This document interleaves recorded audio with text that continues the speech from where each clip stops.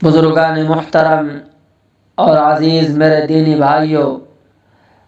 رمضان المبارک کی حرمت اور اس کی عظمت سے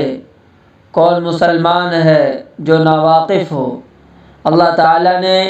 اس مہینے کو پوری امت مسلمہ کے لیے سال بھر کے گناہوں کے کفارے کا اور درجات کی بلندی کا ذریعہ بنایا ہے، اور وہ مبارک مہینہ آنے والا ہے اور اللہ تعالیٰ کی رحمتوں کی گھٹائیں برسنے والی ہے۔ رمضان المبارک کا مہینہ ہر سال آتا ہے اور گزر جاتا ہے، لیکن ہمیں یہ کوشش کرنی چاہیے کہ اس رمضان کے ایک ایک لمحے سے، اس کی ایک ایک ساعت سے صحیح فائدہ اٹھائیں، کیونکہ آدمی غفلت کی حالت میں مہینہ شروع کر دیتا ہے اور باتیں آج سے کل پر، کل سے پرسوں پر ٹلتی چلی جاتی ہے۔ اس لیے اس بات کی ضرورت ہے کہ شروع ہی سے، رمضان شروع ہونے سے پہلے ہی آدمی اس کی تیاری کرے کہ یہ مہینہ یوں تو روزوں کا مہینہ ہے، رات کے وقت میں تراویح سنت مؤکدہ قرار دی گئی ہے، لیکن ایسا لگتا ہے کہ یہ پورا کا پورا مہینہ در حقیقت مسلمانوں کو ایک نئی زندگی دینے والا مہینہ ہے۔ 11 مہینے تک ہم لوگ اپنی دنیاوی مصروفیات میں لگے رہتے ہیں، اور ان مصروفیات کی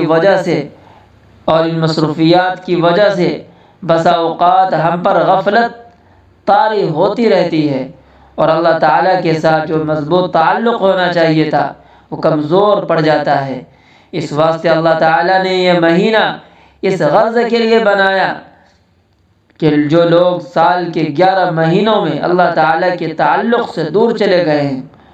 ان کو اس مہینے میں قریب لایا جائے، اور اللہ تعالیٰ کی محبت، اس کی خشیت، اس کے تعلق میں اضافہ ہو۔ اور یہ مہینہ اس لیے بھی بڑی اہمیت رکھتا ہے کہ اگر غور سے دیکھا جائے تو یہ ٹریننگ کورس ہے کہ جس سے ہر مسلمانوں کو گزارا جاتا ہے۔ یہ تربیت کا زمانہ ہے، یہ اپنی روح کو تازگی دینے والا مہینہ ہے،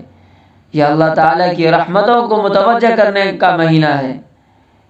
یہ اللہ تعالیٰ کی رحمتوں کو متوجہ کرنے کا مہینہ ہے، یہ اللہ تعالیٰ کے ساتھ مضبوط تعلق قائم کرنے کا مہینہ ہے، یہ اس بات کا مہینہ ہے کہ انسان اپنے آپ کو گناہوں سے بچنے کی عادت ڈالے اور اس کی تربیت حاصل کرے۔ روزہ بذات خود ایک عظیم عبادت ہے، لیکن اس کا ایک بہت بڑا مقصد یہ ہے کہ انسان کو اپنی نفسانی خواہشات پر قابو پانے کی عادت پڑے۔ اس لیے قرآن کریم میں فرمایا، یا ایھا الذین آمنوا کتب علیکم الصیام کما کتب علی الذین من قبلکم لعلکم تتقون۔ روزے کو اس لیے فرض کیا گیا ہے